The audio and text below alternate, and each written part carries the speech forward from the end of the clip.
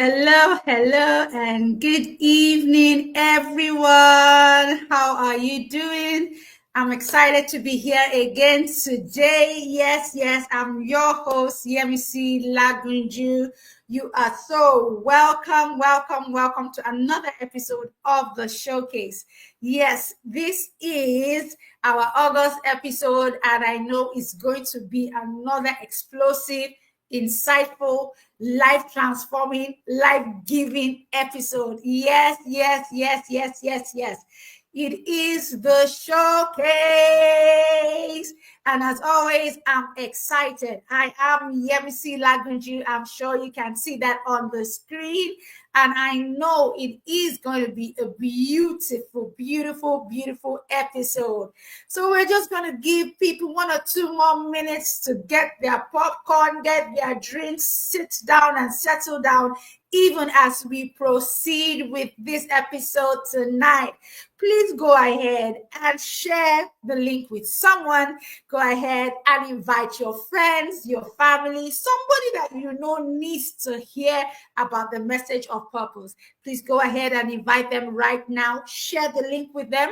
And I promise that it will be indeed an impactful time for them. I know it's going to be transformational because I know the guest that we have tonight. He is truly somebody that is loaded, that has so much to give, so much to share with everyone. So I have no doubt in my heart, in my mind, as in anything, that is going to be a beautiful episode. So go ahead and begin to share that link right now. I'm going to give you a few more minutes to do that. Go ahead and share the link with somebody, invite somebody, remind them that today is the showcase. Yes. Welcome, Ronke. Thank you for being here tonight. If you know that you are already on this live stream, let me see you put something in the comment box that lets me know that you are ready to go. If I just put I'm ready, if you know that you are truly ready for today's episode, because I know it is going to be power packed.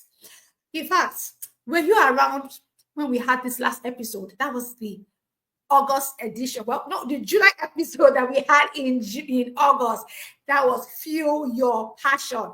In fact, the comments I was getting after that, even me said, I was like, wow, was that me? Was it me dishing it out? Because it was truly an impactful time.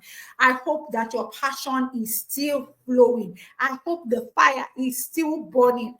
We learned how to keep that fire burning. We learned how to keep up our, fire ignited. Yes, I hope your fire is still burning bright, because you need that fire and that passion to keep running this race of purpose. Yes. Awesome. Good to see you all as you are connecting and coming in. Please drop a comment in this comments box, in the chat box. Let me know that you are ready to go. And like I said, go ahead and share this link with someone else. Tell someone that they need to be a part of what is going on this evening. Welcome. I have no doubt that it is going to be a truly loaded, awesome, beautiful session. Okay, so for those of you that may be joining me for the first time and you are wondering, who is this lady and who is this person that is speaking? My name remains and is Yemisi Lagunju, aka the Igniter.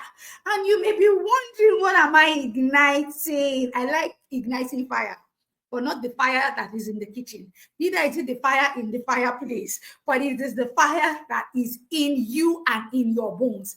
That is the fire that I'm truly igniting this evening. That fire that causes you to say to yourself, I am running this race of purpose. I will live an intentional life. I will make a difference. And guess what? As you run that race, you are truly living out a successful life. Like one of the things I always say, success is relative. What you call success is different from what I call success, simply because our race, and our journey is different and unique to everyone.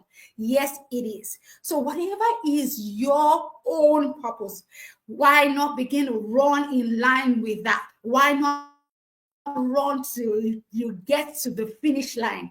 And remember, I keep saying it, that purpose is never a destination. Purpose is a journey. And we keep on going on that journey until the final moment when we finally give up that last breath. Yes, we keep on running and we keep on moving until we get to that day. So once again, you are all welcome. It is me, Yemisi, your host for the showcase. And let me just give you a little tip. Maybe this is the first time that you're joining the showcase, and you may be wondering, what am I really expecting today? What am I looking forward to? What is this, show going to bring to me? Now, let me tell you. Let me break it down so that you can really truly understand. The showcase is that online platform where we actually showcase the lives of individuals that have discovered their life purpose. And not only have they discovered it, but they have discovered it and they are walking in it. They've given expression to it and they are living out their purpose every day and every time.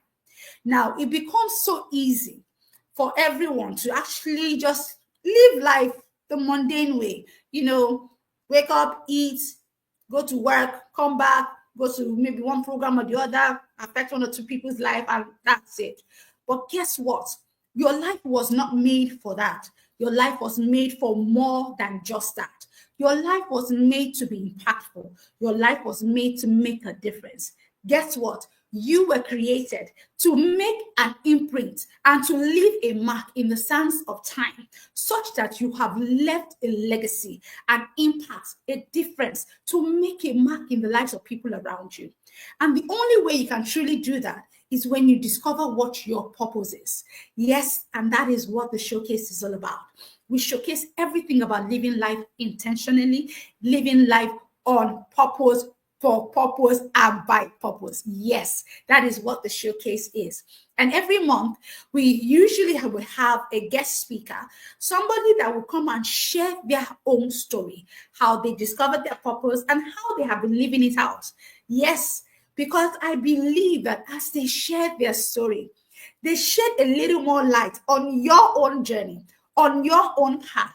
Maybe you have started this journey at a time, and along the way, let's face it, realities of life begin to kick in. And you say to yourself, I don't think I can cope with this journey, this path of purpose that I want to run. So let me just, settle down for that which is as familiar, that which is usual, that which I know how to handle, and so you settle in for that life. And yes, life may be going well. Yes, maybe you are successful. And yes, maybe you are achieving quite a lot. But somewhere deep within your heart, there's something that keeps on calling out to you that lets you know there is more. There is more than what you already have. And there's a deep that keeps on calling to you to come up and to come closer. And that is why we are here tonight. Showcase is that, platform that would help you, boost you, and encourage you to keep living life purposeful by design. So once again, to everyone that is connected, I would like to say a big welcome. It is good to have you here today. Thank you to my usual G's, yourself, my usual people. Thank you, thank you, thank you. Thank you for always being here. Thank you for believing in this journey with me. You have started on this journey and you have been running this journey with me. And I say a big thank you. I don't take you guys for granted. All right. So we are going to go into what we have for today already. Like I always say, our guest is ready. He's at the backstage waiting, ready to share his story, ready to, add value to our lives. And guess what? I would like to encourage you. If there's anything or anyone that is about to distract you or can possibly distract you, maybe you need to tune down the volume of the TV. Maybe you need to ask one or two people, maybe your little ones, you need to go play somewhere else or something, or even encourage your children. Come and sit and let's listen and watch this together. because really the journey of purpose is not only set for adults, it is set for everybody, the young and the old, male and female, rich and poor. Everyone has a purpose. And so let us get ourselves ready for what we have for today, because I know without a shadow of a doubt that today's episode is going to be lit. I am saying it with all confidence. It is going to be lit. Okay? So we're going to go into what we have for today already. Like I said, our guest speaker is ready. And it's time that you also get to meet our guest speaker. Who is this person? Yes, you have seen his name on the flyer, Joseph Baiyekusi. And for some of you, you may just be wondering, who is this person? Now, don't worry. I'm going to give you a little, intro, a little idea of who this person is. Okay? So we're going to go straight into reading his bio.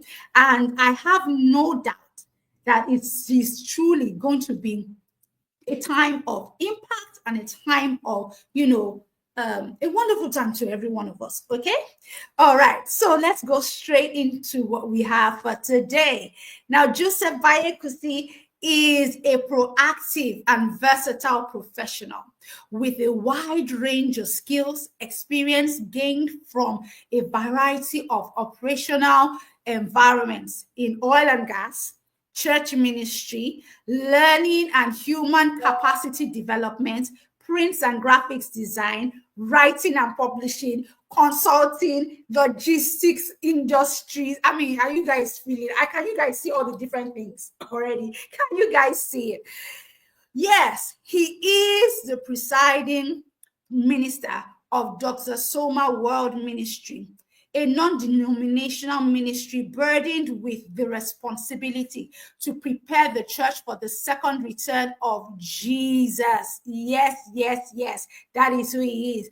Currently, he is an inspirational speaker, leadership coach, author, and missionary. He lives in Springs, Texas. Can we give a warm welcome, a beautiful welcome to our wonderful guest today, none other than himself, Mr. Joseph Baiyekusi. I always like to give that dance. Welcome, sir. It is good to have you on today. Thank you. Thank you for having me, Sister Yemisi. Thank you, sir. I'm happy to be here, and I'm sure we're going to all have a good time together. Yes, we will. I have no doubt about that. By God's grace. For some of you, for those of you that have been like my OGs, that you have been following Showcase like ever since like 2020 when Showcase started. Some of you will be saying, that song name sounds familiar. It's like I've heard of that name before. Yes, because his second half, that person that completes him, that makes him complete and whole. Yes, other than word, there's a physical person. Yeah, that person, Christine Baiyekusi, she has been on the Showcase before, and had as usual, her episode was another lit, firebrand, and igniting, life transforming, episode. So I have no doubt. I mean, when a woman comes like that and she has fire in her bones, how much more the man that is right behind her? Hey, shaka. My wife is more fiery than me. I'm a gentleman. You are a gentleman, but now, my brother, how you balance us, how you help us to, package us well. So we are finally meeting that man behind that beautiful woman. Yes. Thank you so much, sir. It is good to have you here today. Wow. So to everyone, yes, this is Mr. Joseph Baiyekusi. And I'm going to ask you, sir, the first question I usually ask, which is, can you tell us in a statement, what would you describe your purpose as? What is that your purpose statement? What is that thing that makes you who you are? So could you share that with us? Thank you, Yemisi, for having me on the Showcase. And we want to showcase our Creator here. And that's what I'm here to do, and how my Creator has helped me in the journey of life. It is 52 years, and it's not by my power or by my might. But straight to your question, what really how will I describe my mission or my purpose statement? It's simple. It's in two dimensions. And I'll put it in one sentence. My mission is to prepare, like you read my resume here, was to prepare the church for the return of Jesus, and then to position the church to make her societal impact. The Bible calls us the light of the world, not the light of the church. And we always miss that, statement of Christ. So what is the role of a Christian in modern society, in contemporary society, in our environment, in our community, in our families? We are not just to have a good time in church on Sundays and then we just enjoy ourselves and go back Monday to Saturday. What are we supposed to be doing Monday to Saturday? That's also part of, my mission statement, apart from, preparing the church for, the coming of the Lord. Amen. Yeah, wow. I love what he just said. It's not just about church on Sunday. It is about what happened in between, the Monday to Saturday. And that is when really church should actually be happening. Yeah. Church isn't about Sunday. Sunday best. I go to the church. I'm doing this. I'm doing that. Church is what we live out every day, at every time, in any place. Yes. So thank you so much for that. So I'm going to ask you this question, sir. Okay, you've told us your purpose statement. Let me ask you, sir, at what point would you say that you began to have an awareness that you have a purpose? Because it's actually one thing that that, there's something called purpose. But there's another reality when you actually begin to know that you as an individual have a purpose. So I would like to put it this way. At what point in time did you begin to have an awareness in your life that you have a purpose?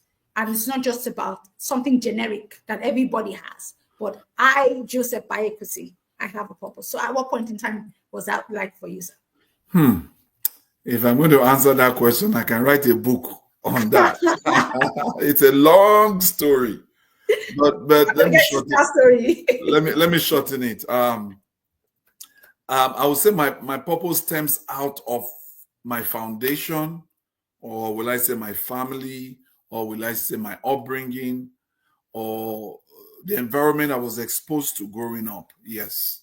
I'm the sixth child of 7 children. I'm a twin.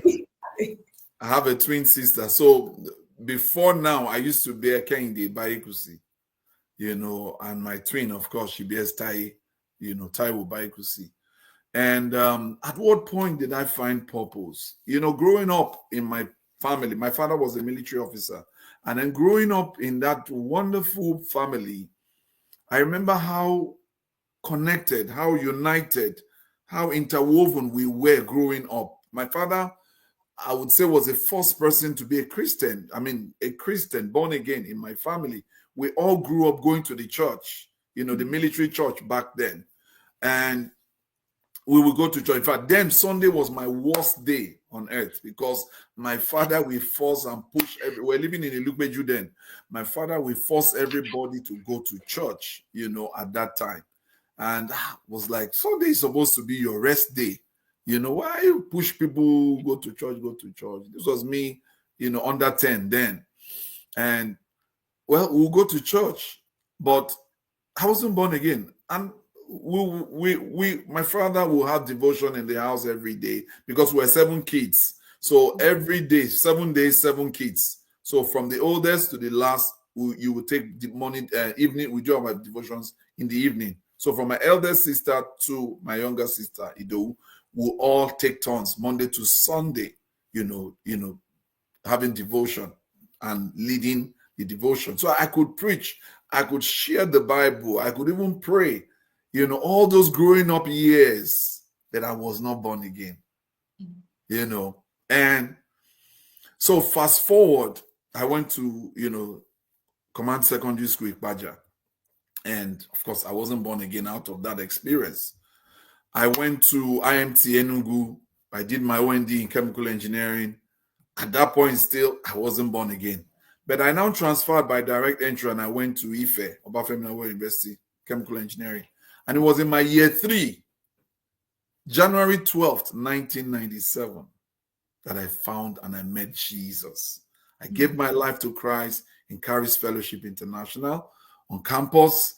And I would say that singular experience, that day, I believe was the day my life took a turn to begin to navigate to divine plan and divine purpose. Of course, I got saved out of the fact that, my dad had laid a very beautiful foundation for us growing up, knowing God, talking God, praying to God, believing and having faith in God, and so after that January 12th experience, I began to find myself that life is beyond just me finding, what to eat and, enjoy life. So I remember in 1999, just about 2 years after, I got saved, I had a translation experience. And in that experience, it was like I was like a Superman, flying in the air, and God was showing me the world, the new world that Revelation 21 talked about, and I was flying and I was seeing all sorts of things, beautiful, the new world we are going to see in Revelation 21. It's amazing. And God was showing me everything. And I saw people dressed up in white.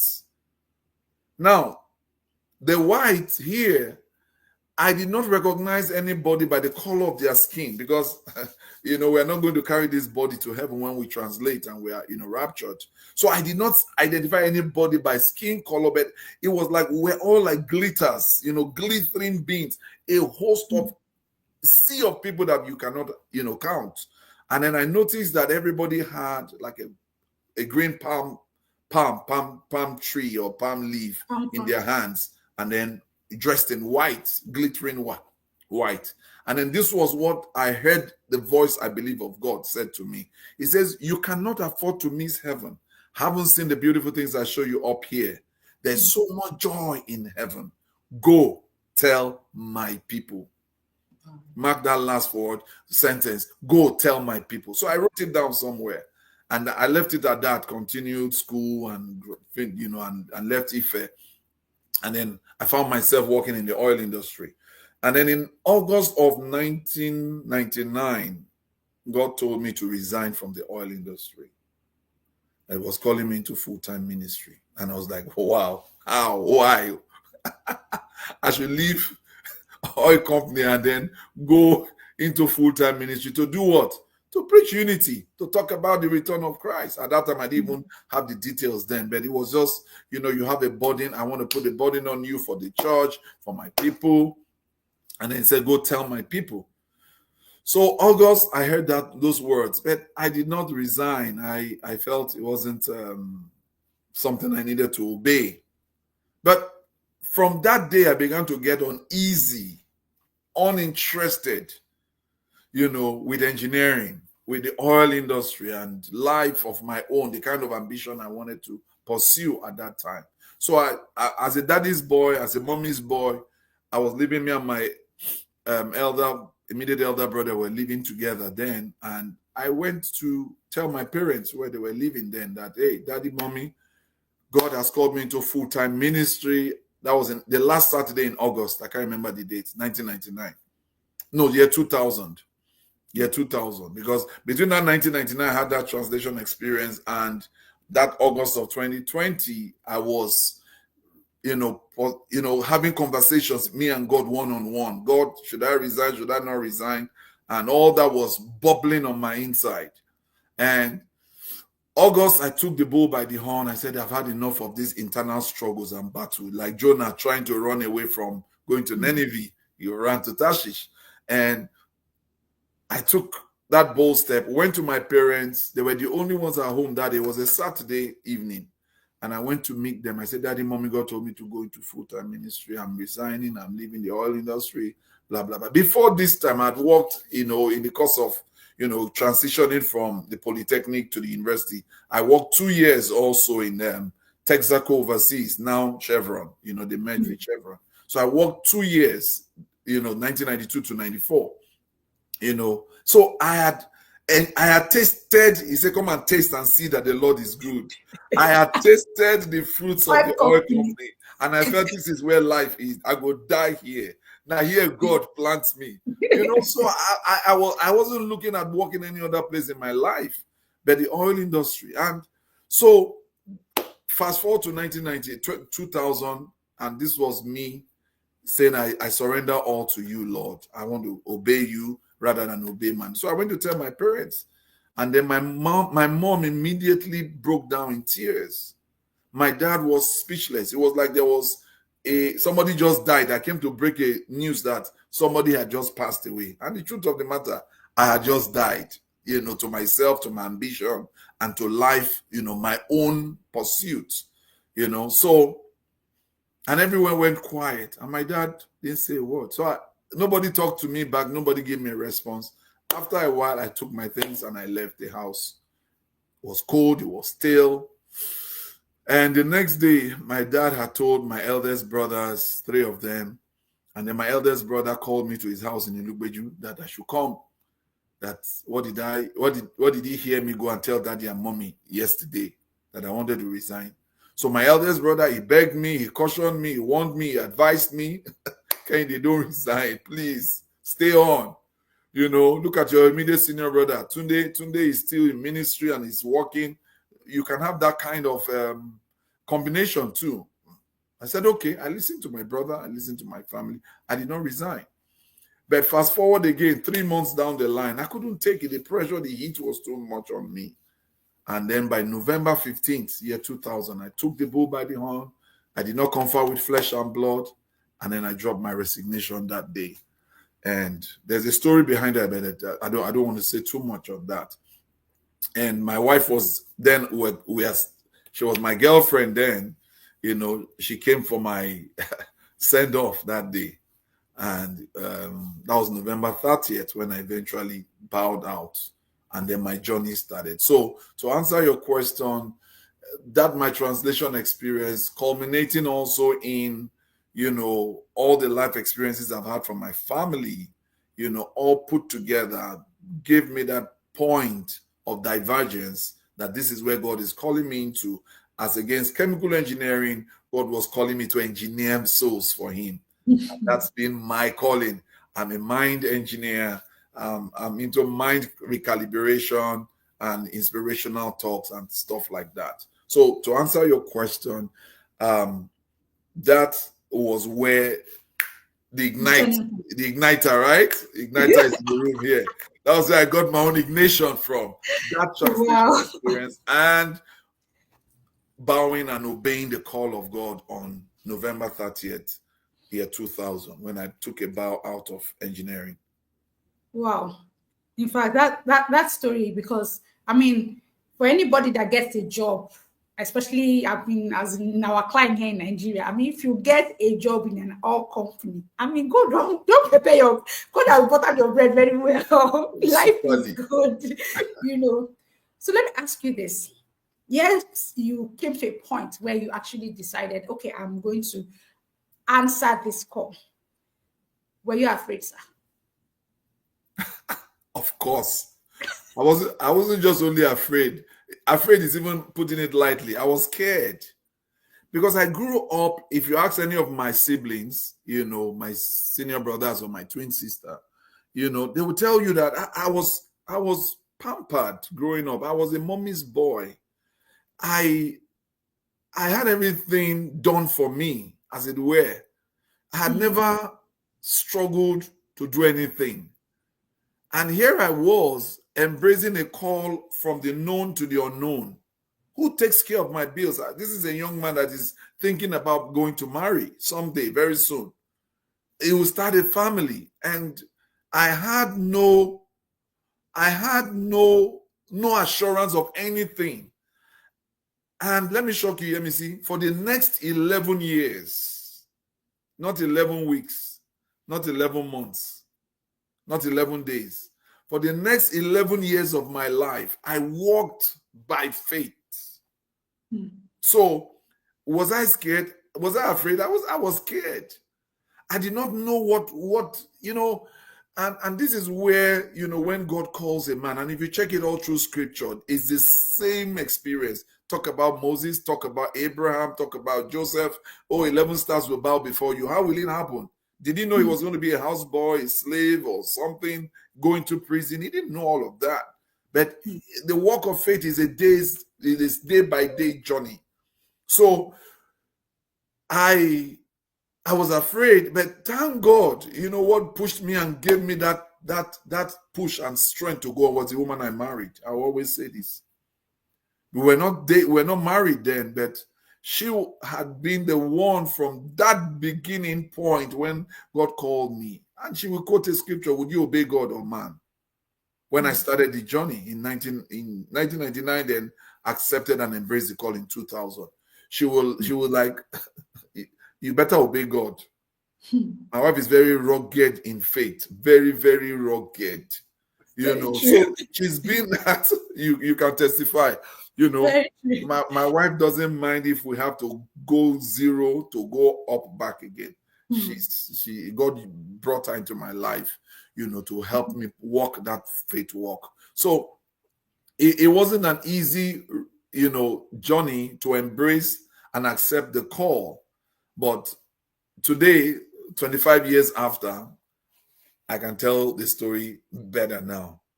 Wow. Now, okay, let me ask this, sir.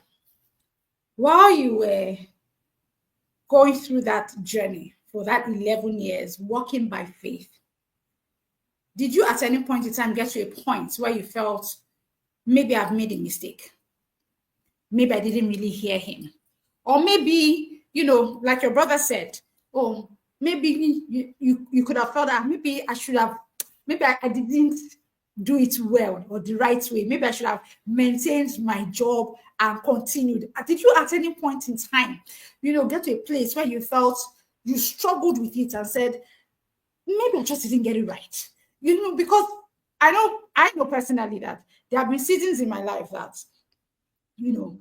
I began to second guess that, did I really hear? Do I really know what I'm doing? Am I clear? Because you really did not know where you were going. It's like the story of Abraham, and God is calling him to a city, to a place, a promised land, where he doesn't even know. God could not even give him the address of this promised land. The promised land is Canaan. God didn't give him the address. All he knew was God has said, there is a promised land I'm bringing you into, and here you are walking that journey, and promised land is not really in sight. And where you are coming from, you have gone far. Did you at any point in time get to a point where you said, maybe I didn't hear God right? Or maybe I could have done it in a different way, or whatever? Did you? Let me hear that from you. Very, very good question, because every visionaire, most especially when you are called to run a race and have a ministry calling, every visionaire at some point, really, you would ask this question. Is it Jeremiah? Is it Elijah? Is it Joseph? Abraham? At a point, it gets because you are going to meet obstacles. You are going to face difficulties. I'm telling you, those 11 years of my life were the most difficult years of my entire life. Troubling, turbulent. And I started off that journey 1st of December year 2000 on a strictly journey of faith. I wasn't married then. I started courting my wife then. We courted for 4 years and 1 month. And even my entire family at that point did not believe I was called. One, felt I was suffering myself. Why, like you said, why don't you do like your immediate elder brother, Tunde, who was called into ministry and was working? Must you resign? Must you leave this whole experience, this chemical engineering, and face ministry? So it was, and then first year, second year, third year, no effect, no impact, nobody is talking about you. You have not become the next Oyedepo or the next Samadeyemi somewhere. So, okay, what is this call all about? So it was turbulent, it was troubling. But each time and I would say this, layer by layer, the vision began to get clearer and clearer in my head. When I accepted to leave engineering, when I accepted to, obey God, at that point, I did not have, a full picture like I have today. And that's what the walk of faith is all about. It's a step by step, day by day walk, and there were times whereby for 11 years, I didn't have a predictable income. I didn't know where I was going to have my next meal. And then in the process of it, 3 years down the line, I got married, 2003. And how will I marry a woman? I don't have a job. Like I said, my wife she's a faithful, full of faith. She didn't give a damn about that. This is the man God said I should marry. And if this man has a vision, like God gave Adam a vision before he brought Eve, and this man shared his vision with me that this is what God is calling to do, and I believe in his vision. It doesn't matter what it would look like at the beginning.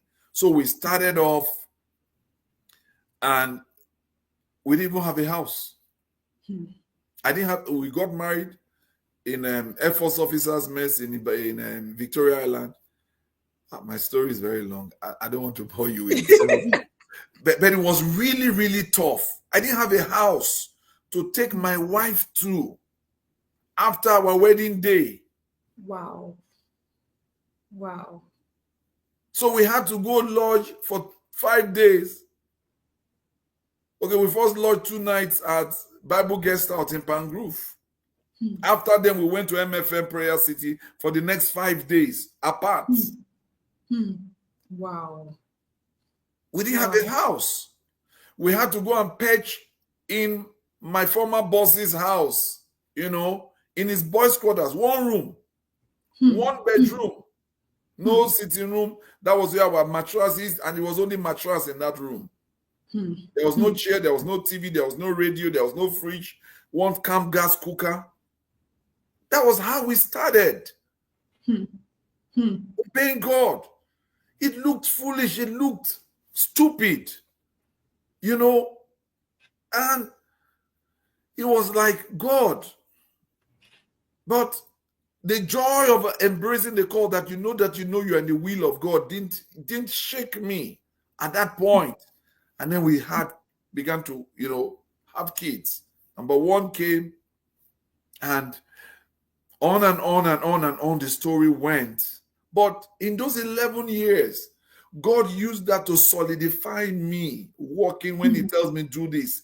It now made it easier for me to obey God. It now made it sweeter for me to obey God at the first call, So for those 11 years, yes, there were days or times whereby I felt, did I hear God well? Did I leave too soon? Why didn't I get some money before I launched into ministry? But the Bible says, take no script, take no pause with you, and all of that. So that was how it started. But along the line, after those 11 years, some challenges now faced me straight in the face. And that opened up the next phase of my calling and my life as a minister, and as a minister also in the marketplace. So after those 11 years, God now gave me a job in the oil company back. And I went back in to the oil company, and I was there physically there for another 9 years. Wow. Yes. Wow. Okay. Wow. It's one of the things that At times, maybe you are engaging with Bible stories and things like that. And you look at how God calls people out of what is their familiar. And it's really because he wants to be able to kind of take them through a pruning process, take them through a process where they are, they learn to die to themselves completely and, rest on him, walking in faith, holy. So I see that is one of the things in a way I would say that's like what God was working it out through you. Because for God to bring you to a place where he wants you to be, he needs to know that when he tells you move, you will move. You won't ask questions, And really, I know that I know I've known you for years, and I know a part of some of these stories and these seasons of life, And sincerely, I look at you and I'm like, thank God, because sincerely, I'm thankful that you responded to that call because you have been of a great influence and great impact in the lives of people. Now, you mentioned that you eventually came back into the oil and gas space. Now, I know that at the time, I remember that you were doing, some leadership trainings and things like that. How did you move from, that engineering, then to ministry, and then to leadership training and all that? And even now, I'm aware that you do some trainings and stuff like that, even currently. So my question is, how did you begin to find expression for those things there? How did you get to that point? How did you know, this is an expression of what God is calling you to do? All right. Thank you. Thank you again. If you check people that God called, in the Bible, and I'll take a case in point. Moses 120 years on earth was broken into 3 phases of 40 years.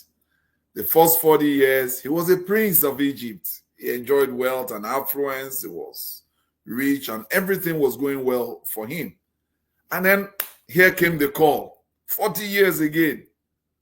He went back to the desert to learn, to unlearn Egypt, right? And learn how to shepherd, which now took him to the next 40 years of his life, which was going to lead him to be a good shepherd of human beings.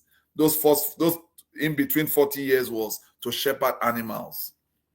Backside of the desert, unlearned the ways of Egypt, and so those 3 portions of his life all came at different points. And I would say my life is exactly like that way. Portions, like I told you, segmented. Growing up, my father wanted me to be a medical doctor. That's another big story. I never wanted to do chemical engineering. Was this my father still? Oh, God bless his soul in heaven. My number one hero in life, And so medicine came, it didn't work. Chemical engineering came, yes, it worked for a season. Then, like I said, those 11 years in the wilderness, the things God did for me, like he did for Moses, was to unlearn some things and to learn some things. My background has always been the YDX, calculus, mathematics. I wasn't an art person. I wasn't into anything writing and stuff like that, or graphic designs or things like that. But guess what? In those 11 years of trouble and turbulence and hard times, God was teaching me, one, how to be a public speaker. Come on. My wife today does not believe I was, at one phase of my life, a shy person. Ask my secondary school classmates. I'm shocked. She doesn't believe it. Ask my secondary school classmates. Maybe some of them are online now. I was very shy. But in those 11 years, God was building capacity for the call, for the work that was going to come later. So in those 11 years, I learned how to be a public speaker. I learned how to write. Oh, to the glory of God, I'm a writer. I can edit now. I can do graphics design. I can do, creative concepts. And that came from my wife. Learning all that under her. You will marry well, for some of you that are not married listening to me. Yes, so. Because marriage is so key. The person you marry can make or mar your destiny. True. If my wife, this woman was not in my life, I'm not sure I'll be where I am today. I'm serious. She has a significant role she's played in my life, meeting her and then marrying her. So in those 11 years, I learned how to write. So, and if you remember, thank God for this. Yemisi, I met your husband, my friend, I call him covenant brother. I met Kunle Lagunjo. How? On the precept of my writing. He saw one of my flyers in 2003 or 4. He saw my writing. And that was what he used to trace me where I was in my office those days in Antoni Village. And that was how we connected till tomorrow. And that was how God brought us together. Oh, this man is talking about unity in the body of Christ. That's also my passion. One spirit. The name of my ministry there was called One Body. Till today, some people know me as One Body. And then he was one spirit. This is too good to be true. One body, one spirit. One spirit. Let me look for this man. Wherever he is in the hole in Antoni, I will look for him. And Kunle came to meet me on the premise of my writing. That phase of my life, God was proving me, giving me the skill to write. And then the third dimension of what God taught me in those 11 years was being a public speaker. As in having trainings and presentations, and then raising the next generation, not just on the pulpits, but in the marketplace, being able to train and teach people, how to find purpose. And that was where I began to learn that part of me. To help people find purpose like I found it, and help people discover purpose and help people embrace their purpose in my trainings. So fast forward to after my 11 years, and I transited again back to the oil industry. But this time I wasn't transiting into chemical engineering. I was transiting into human capacity development training. Wow. So yes, I was in the oil industry, but I wasn't practicing engineering. Now I was practicing social science. So the company I was working for had a foundation, which was a leadership foundation. And I was employed as a COO. And I was saddled with the responsibility of, going to campuses, university campuses, to find young leaders, bring them to our leadership academy and train them. And that was how another chapter of my life beautifully opened up. Beautifully opened up. And my boss then, Engineer Kiyodumakine, one of the best people I've ever worked with in my life. He gave me an open check. Anything you want, Joseph, tell me. Guess what? I entered the company in 2011. By January of 2012, I was coming to the United States of America. Who was I coming to have a meeting with? You know who I was coming to? I was scheduled to meet in California. My first time in America. Who did I book an appointment to see in far away Palm Springs, California? Tell us. Should I tell you? Yes, so. Bill Clinton. I'm telling you the truth.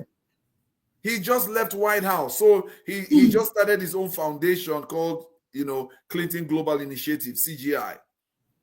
And while I started, I started off in that leadership foundation.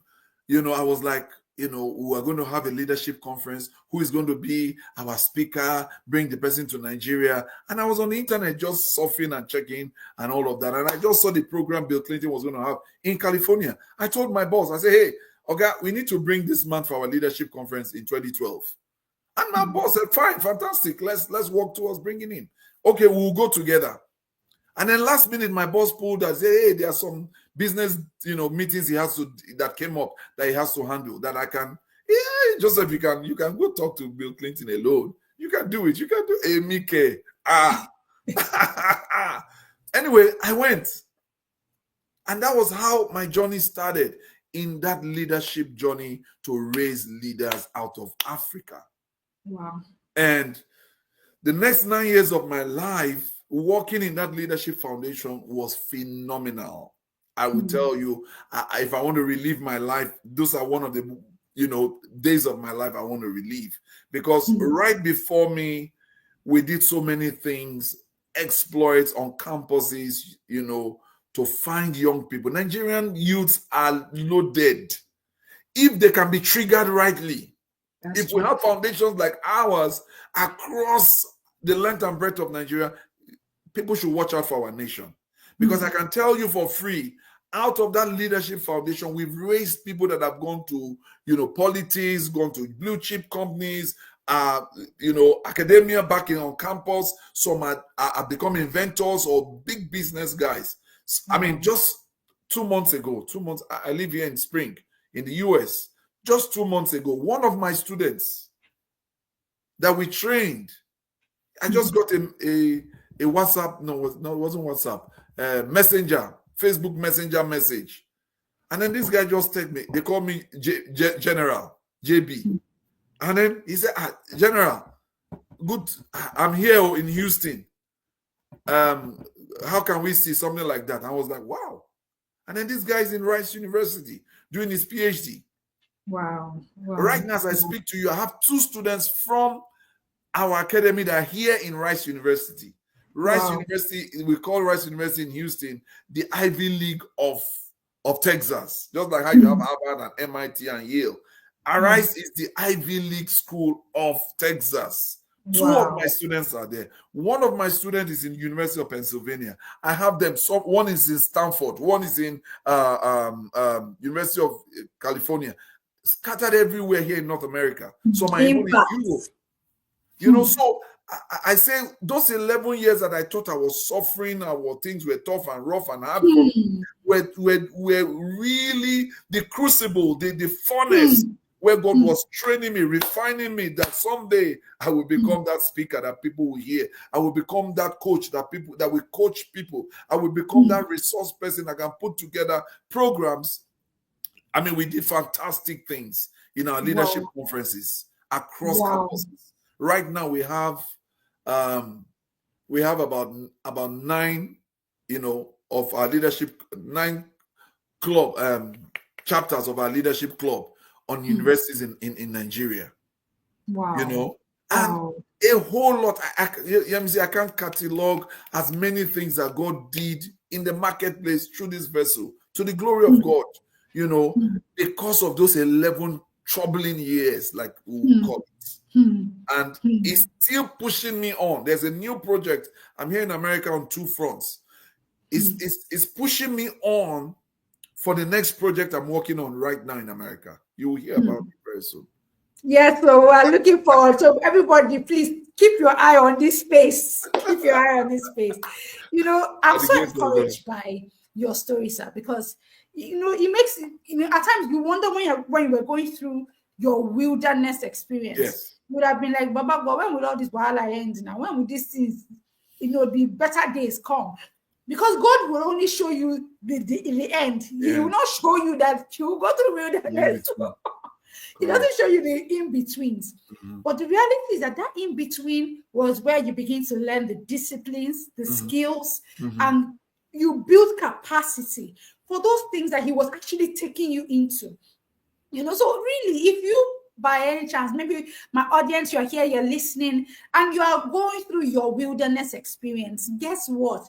It's like being in class. It's like going through lectures, having your lectures and your tests and everything. Why is it actually equipping you and preparing you for that day where God is taking you to? Wow, thank you so much, sir, for that.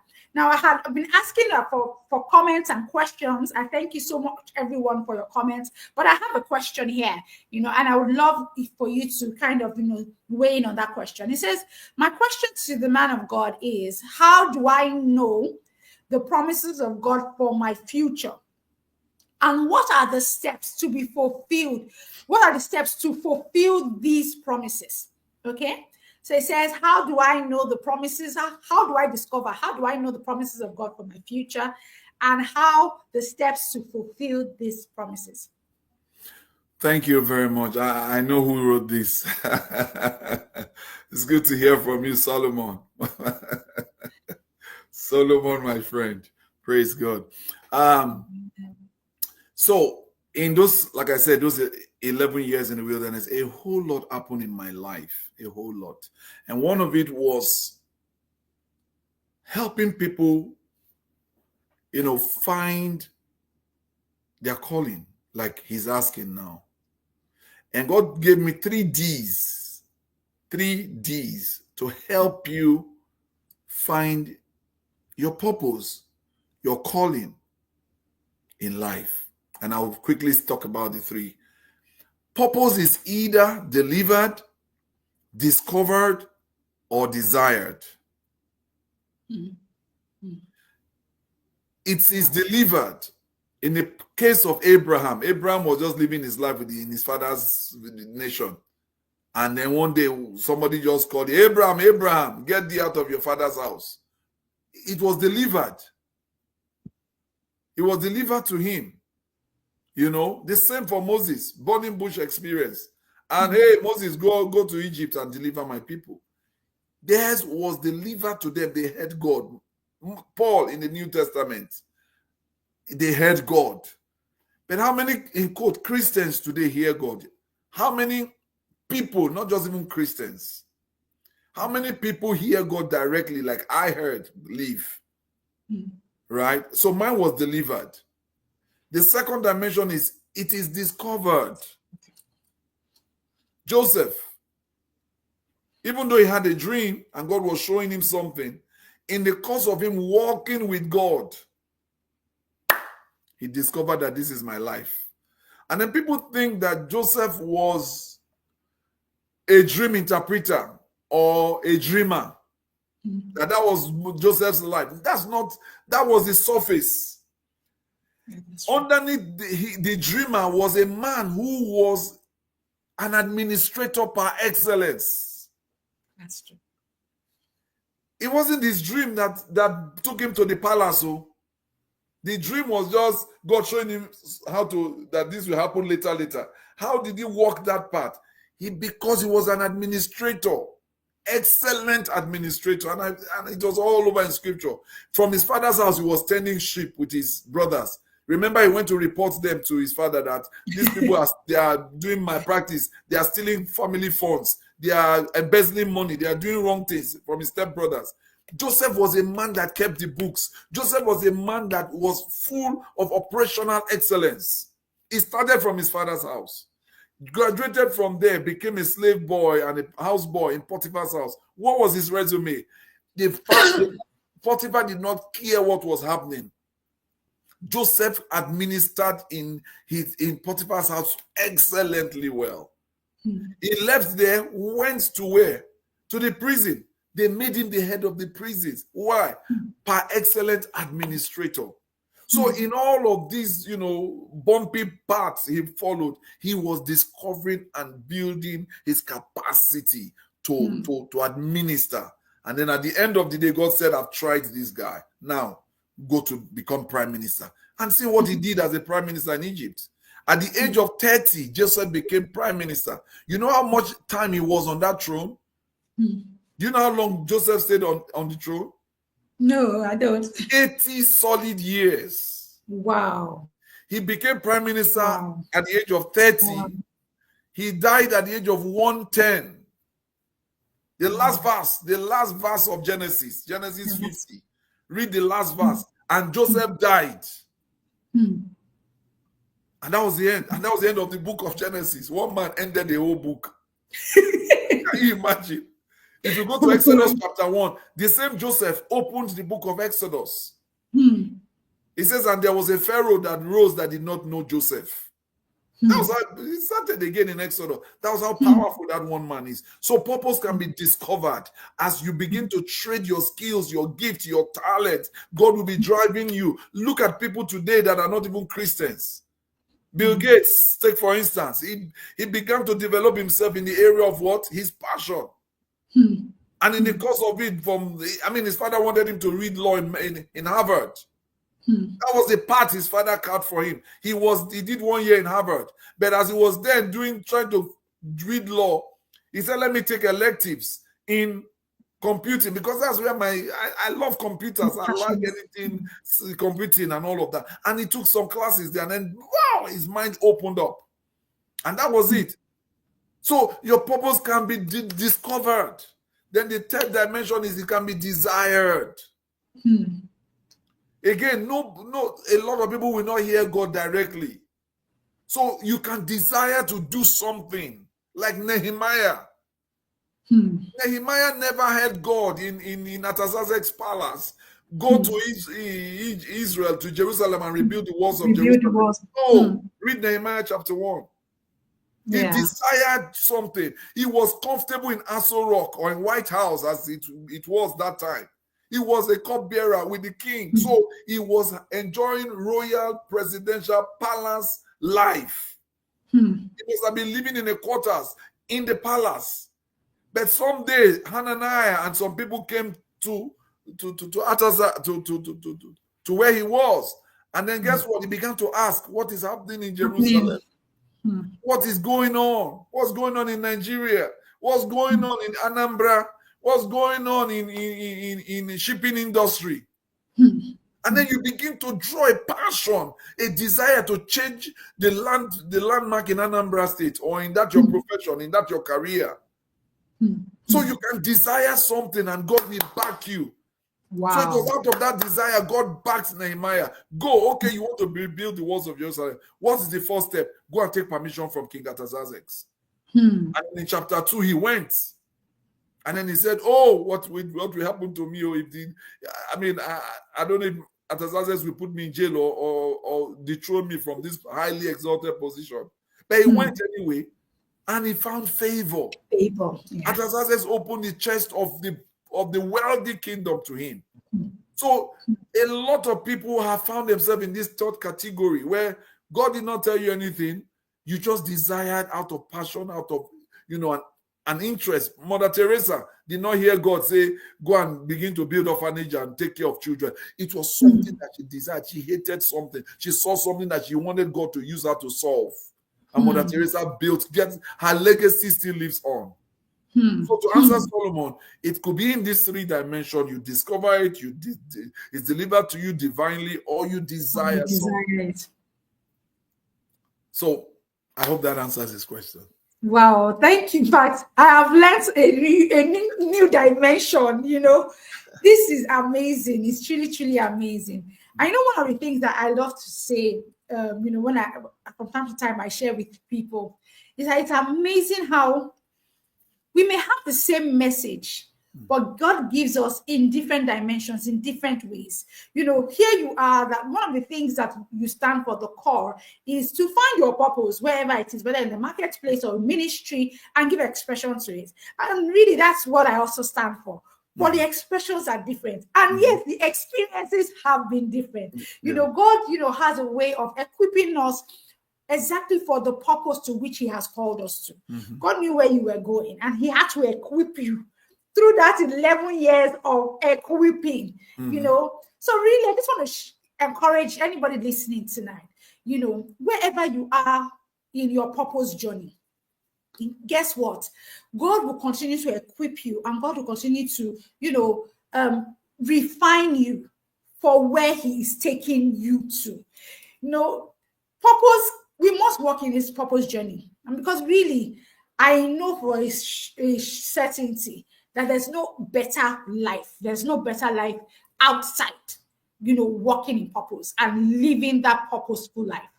Now, our time is already really fast. This is already past like an hour mark. I said that I know this man. If I give him the stage, if I allow him to continue, we will still be here. Another 1 hour, you are still here, because he has a lot to give us.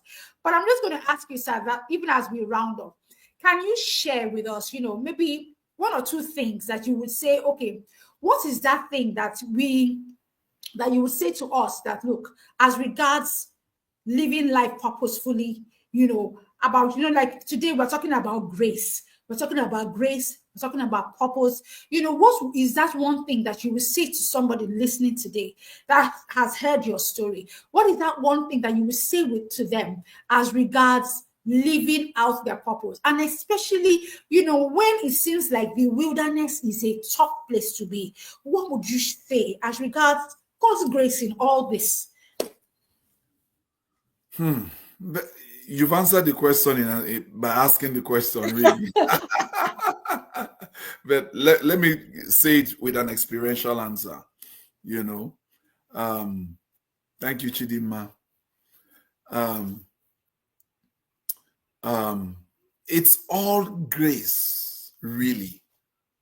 Really.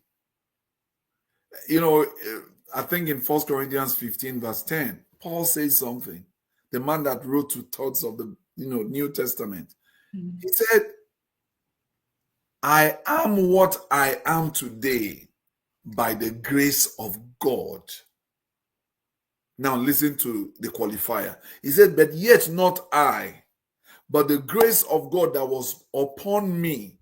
Now hear this. He said, but I labored more abundantly than them all.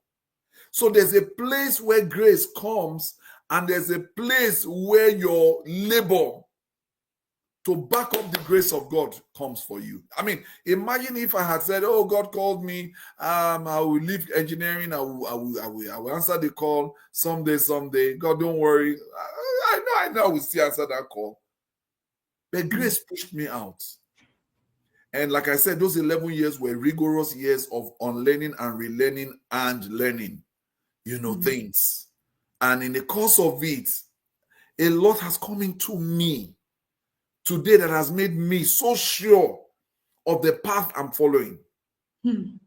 It's a work of grace, and then your obedience of faith. You got to, come to a place in God where you lovingly obey God. It may not make sense. I mean, I've done many faith things. I mean, while I was in that oil company, my second return to the oil company, God told me again to resign. June 1st, 2020. That's another story. In the comfort of working that work, again, in the oil company, I've traveled the world. I have a Harvard certificate. I went to Harvard. And in all of the honors I've seen, God again said, resign. June 1st, 2020, during COVID. I said, go again. I believe it was another very tough decision to take.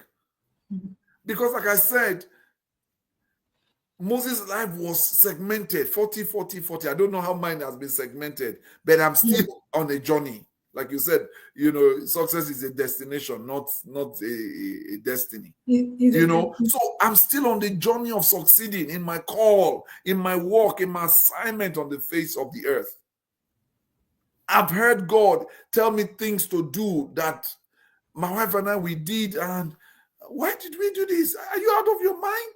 So we have to, he said, do we obey God or man? So grace is the tonic.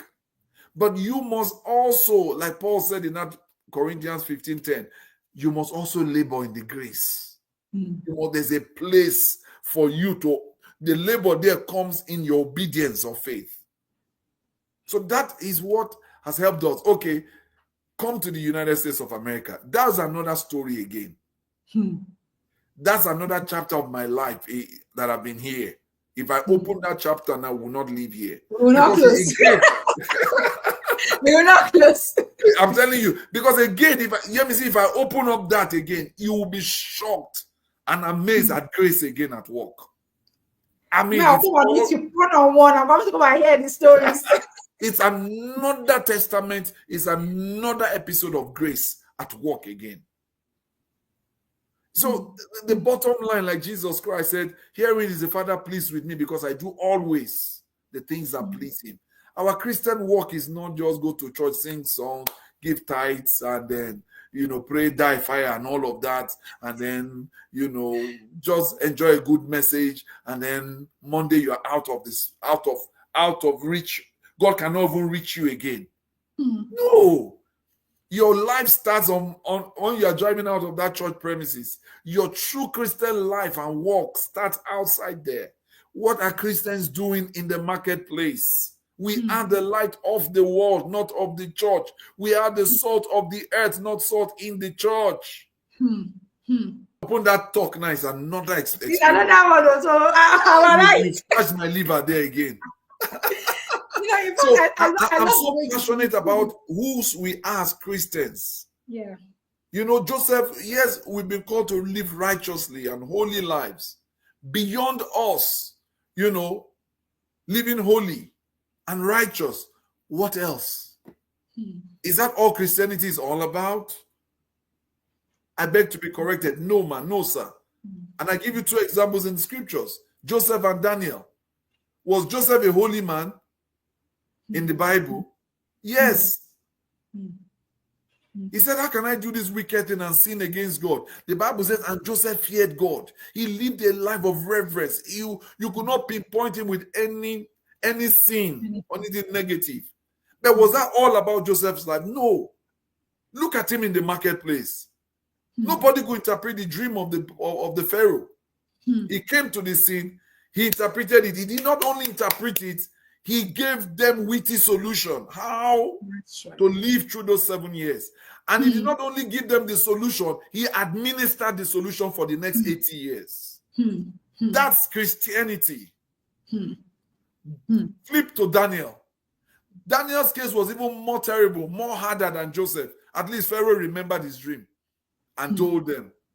Nebuchadnezzar did not remember his dream. Yemisi, if you sleep on the same bed with your husband, even if you cuddle each other and kiss each other till morning time, and you dreamt, or your husband dreams, can you know his dream? You can't. And Nebuchadnezzar threatened that, all of you, I'm going to kill you if you don't tell me remember my dream for me. That's a wicked man. If all of you have been chopping my money in the palace, and now is your time to pay me back for the heavy money I pay all of you. Plus Daniel, if you guys don't tell me, I'll kill all of you. And Daniel went to God. Pam pam to scale bonta. He went into prayer mode. The Bible says, and then was the vision revealed to Daniel. And then he came back to the scene.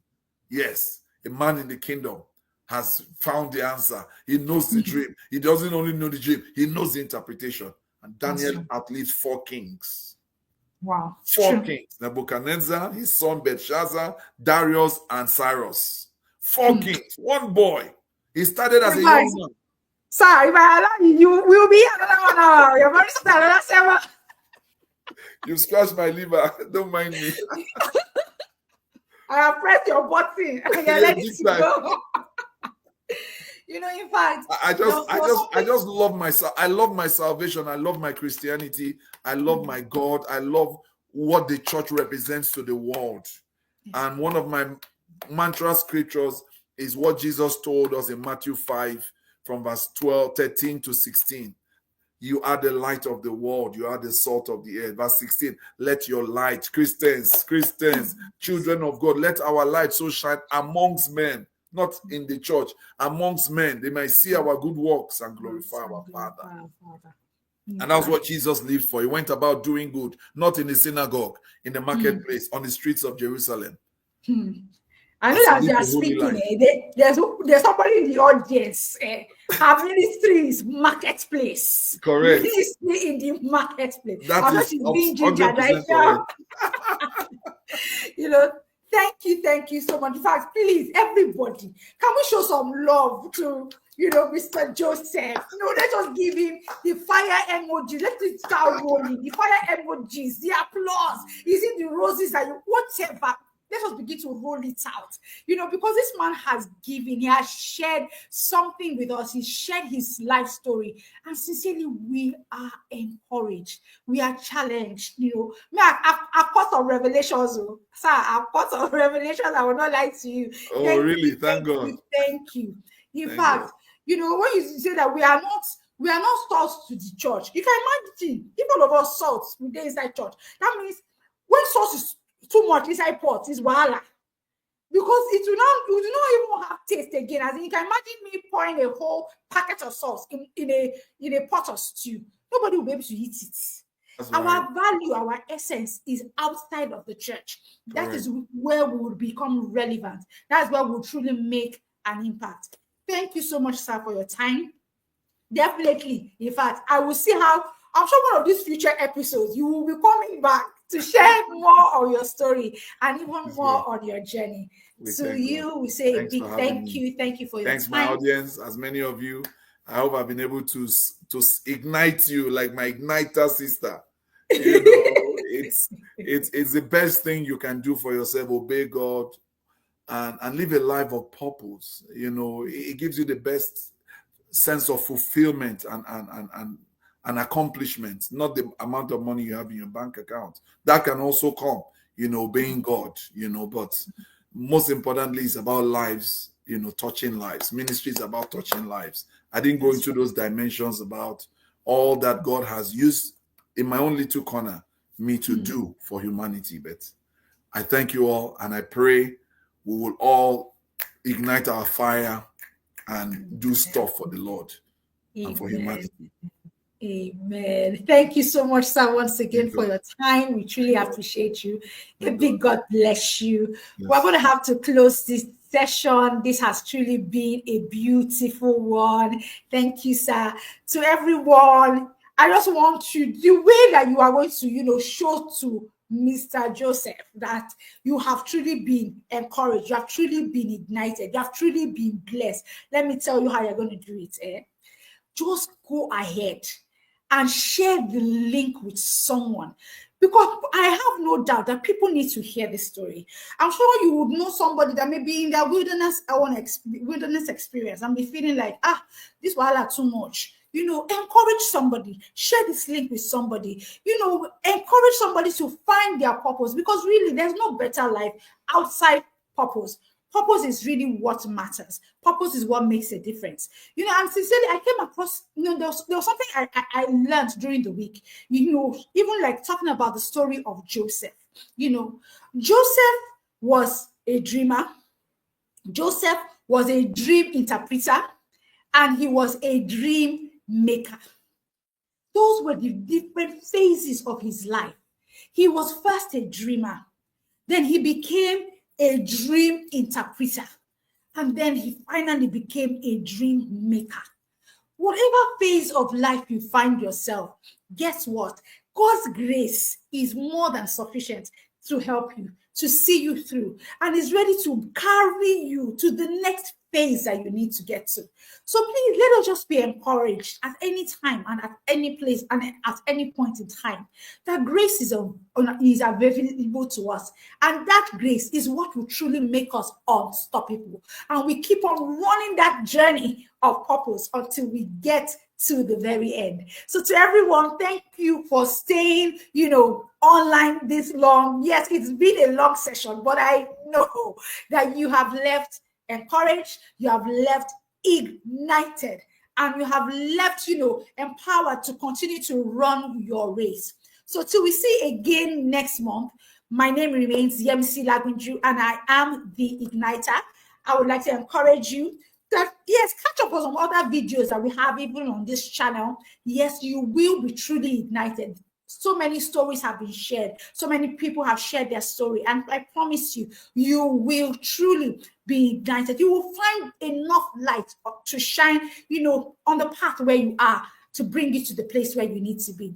So to everyone, once again, thank you for your time, and a big God bless you. Remember to share the link with somebody. Remember, you know, to encourage somebody else to be a part of this. Yes, every month we meet at the end of the month. We have our guest speakers, and from time to time, when I just feel like I need to just ginger us a bit, I go ahead to share and to ignite something with you. So till we see again in the month of September, keep living life purposeful by design. Thank you, everyone, and a big God bless you. Bye-bye.